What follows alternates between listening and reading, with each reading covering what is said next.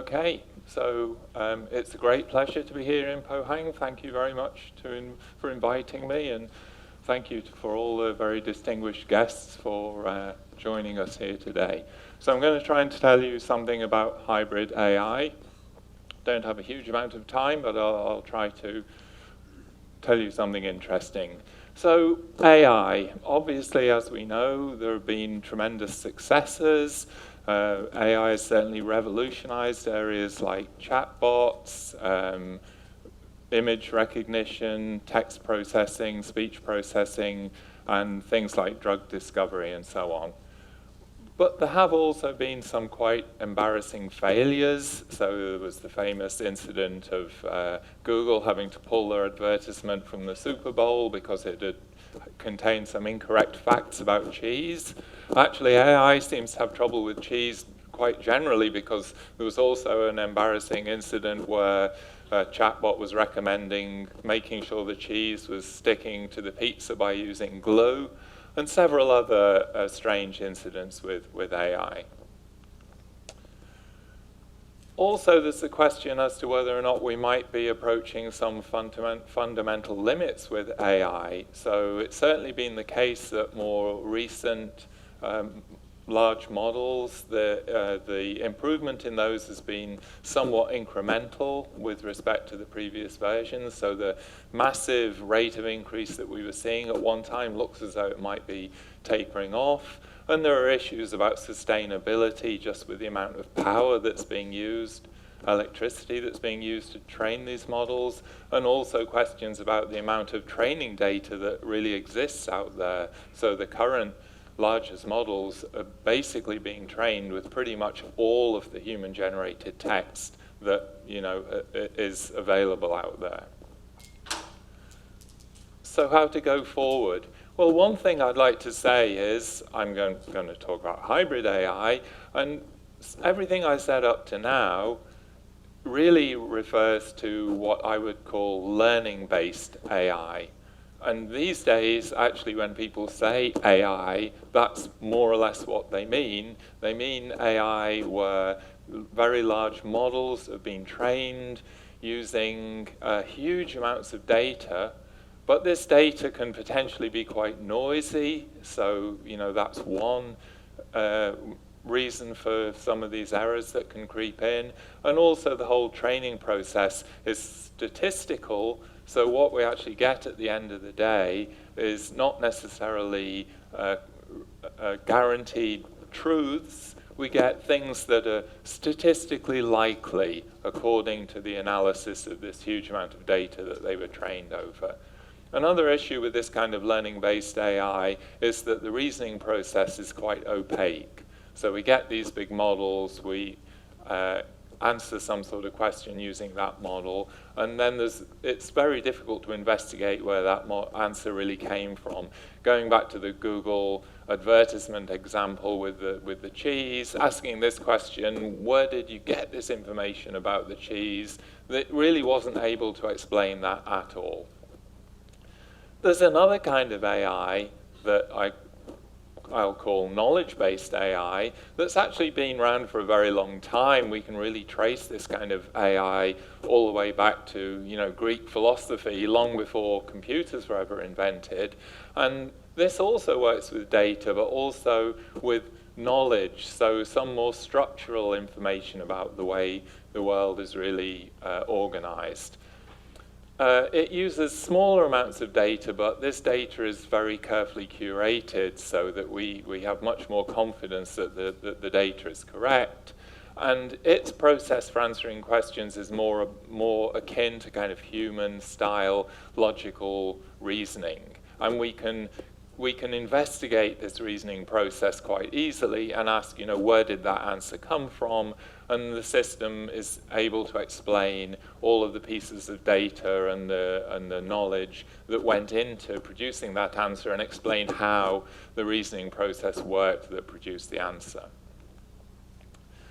Another way of sort of comparing and contrasting these two different kinds of AI is one of the things I think is quite interesting is the kind of information density. So an interesting thing about learning-based AI is that we have this huge amount of data, but no individual piece of data has a very high value.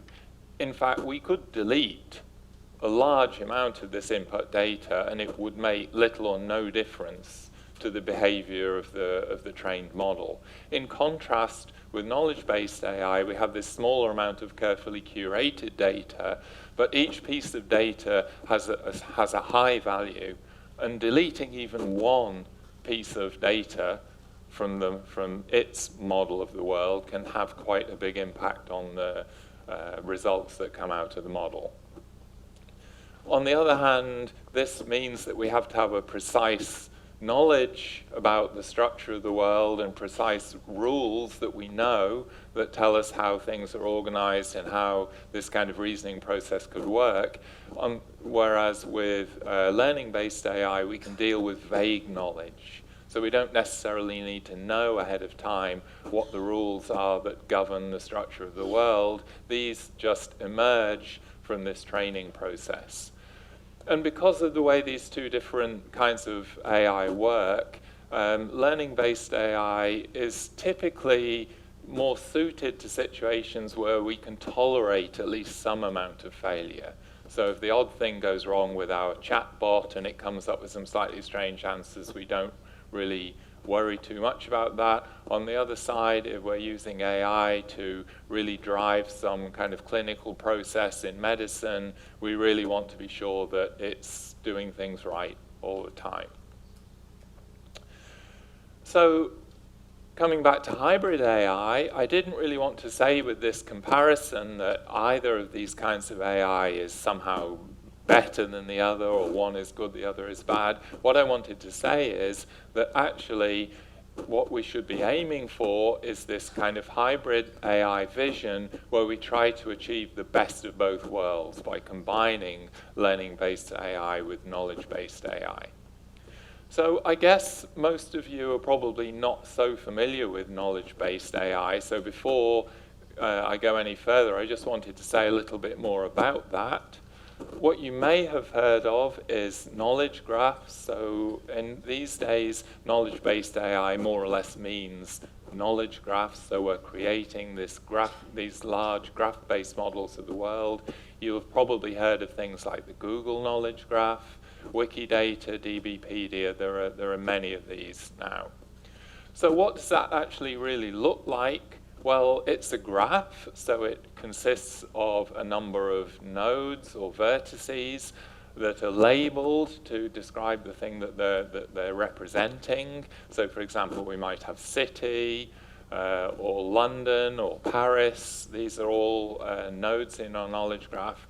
And they're connected with labeled edges that indicate the relationship between these things in the graph. So, for example, here we have that the Eiffel Tower has location Paris, the Shard has location London, its type of building, and so on. The interesting thing about knowledge graphs is that they contain actually some data, some just basic facts about the world. And in this graph fragment that I'm showing you here, which, by the way, is only, of course, a tiny toy example, the bottom half of the graph mainly consists of data, just simple facts like the Eiffel Tower is a tower and it's located in Paris and so on. But the upper part of the graph has more what I would call structural knowledge about the world.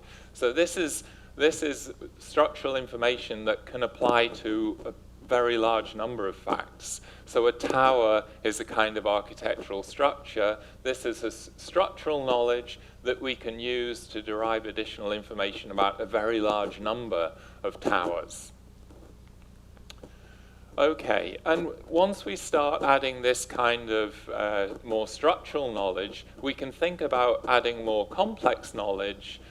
We might want to, for example, represent the fact that if a thing is located in the capital city of a country, then that thing is located in the country. So in my knowledge graph here, I have the Eiffel Tower is located in Paris, Paris is the capital of France, so I'd like to be able to deduce that the Eiffel Tower is located in France. The kind of thing that we as human beings can do very easily, but is more difficult for machines. And we can formalize this kind of knowledge using rules of the kind that I've shown here. And yeah, so we can have some other rules that capture other more complex things. When we have the graph plus these rules, we can then answer more complex questions about the world, like I might ask the question, which are all the architectural structures that are located in Europe?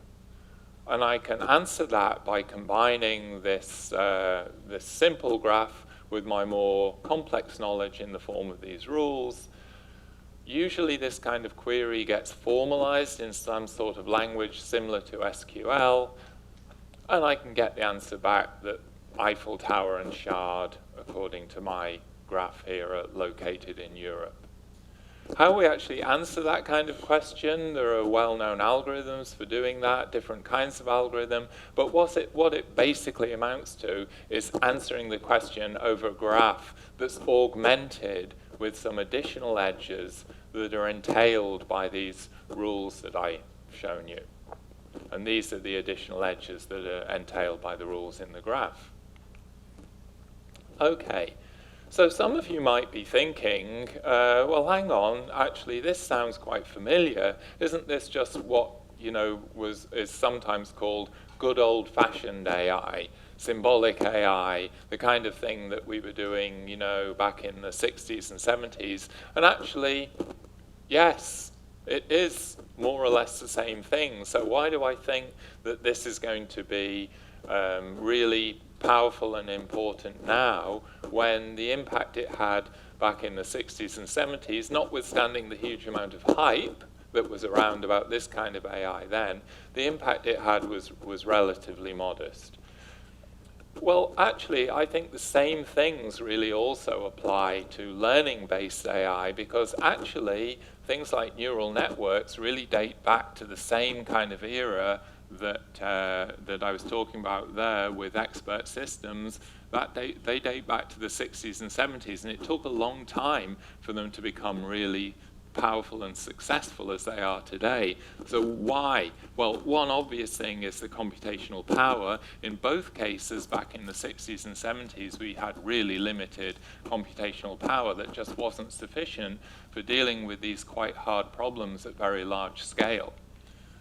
Another issue is the digital transformation. So back in the 60s and 70s, the kind of data and knowledge that we needed to feed into knowledge graphs was nearly all just written down on paper.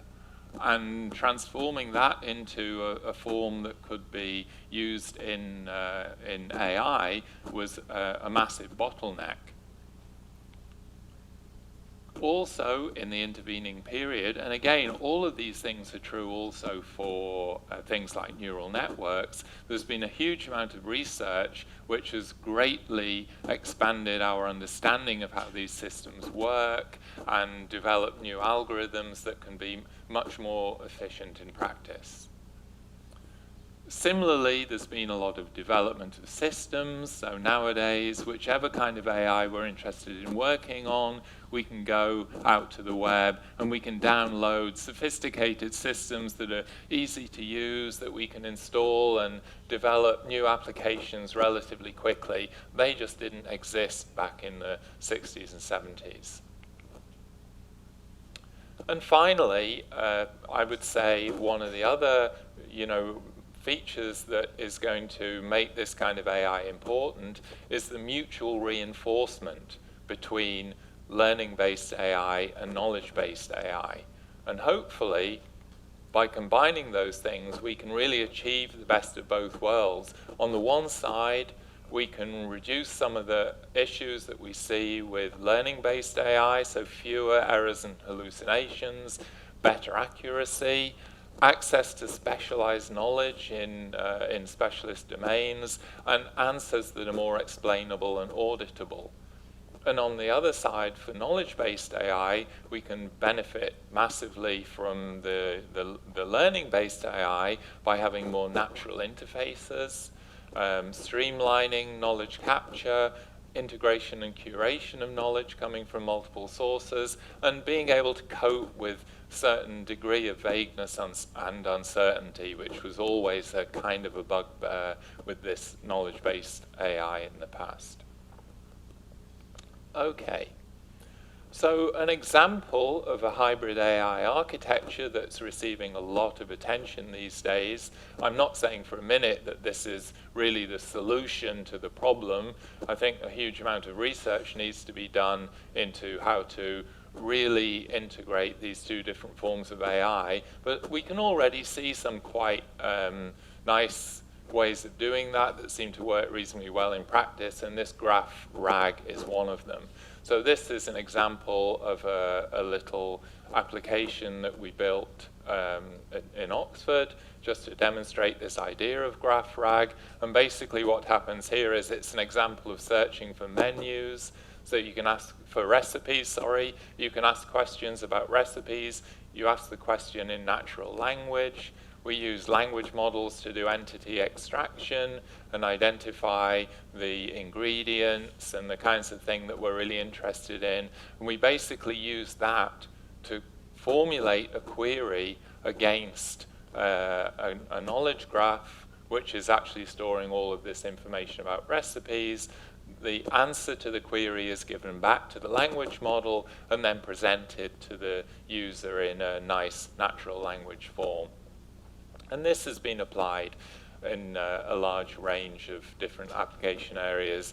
And the advantage with it is that it gives access to this specialized knowledge. So in this case, recipes, which isn't super specialized, but I'll show you a couple of examples of use cases in a minute where solving the problem really requires access to large amounts of very specialized knowledge. But even though this knowledge about recipes isn't very specialized, it does allow to do extra things that you can't do with the learning-based AI alone. It's able to deduce that a recipe that talks about salmon is also talking about fish, so it has this kind of structural knowledge about the world, and it can do a much better job of things like counting the number of recipes. So if you ask it the question, how many recipes do you have that include both fish and lemon, it can actually retrieve them all, count them, and give you a correct answer. And trained models are typically very bad at this kind of question. So I'm just going to finish off with a few concrete examples of use cases where at least knowledge-based AI and to some extent hybrid AI are also already proving very successful. So I have to mention the Samsung S25 phone because the spin-out company that we have at Oxford that developed one of these large knowledge graph systems was acquired by Samsung, and they're using that on the S25 phone in what they call a personal data engine, which kind of builds up a kind of model of the user's preferences and integrates data from various different applications in order to provide better insights into things like your health and what things you might be interested in doing in any given day. Another really interesting use case is expert chatbots. So this is a typical sort of chatbot that we're used to using, but in contrast to the general purpose ones, this chatbot uses a RAG technology in order to provide access to specialized information, as I was mentioning before. This is being used by a very well-known furniture company that I'm not allowed to mention, but they are in Korea and they have these huge stores with blue and yellow kind of branding, so you probably know who I mean. And they use this to provide advice to customers on what kinds of things go together well from their inventory. And the last thing I'm going to mention, again, this is a typical situation where we can't really use just general purpose language models, because here we're using AI to design huge factory installations that cost tens of millions of dollars and is created from this very specialized inventory of complicated equipment, and we really need to have high confidence that this is going to work when we install it because it's really expensive. So I'm at the end. I think my timing wasn't bad, the clock just went down to 0. So thanks for listening, and I think we have a panel discussion now when I'll be happy to take some questions about that. Thank you.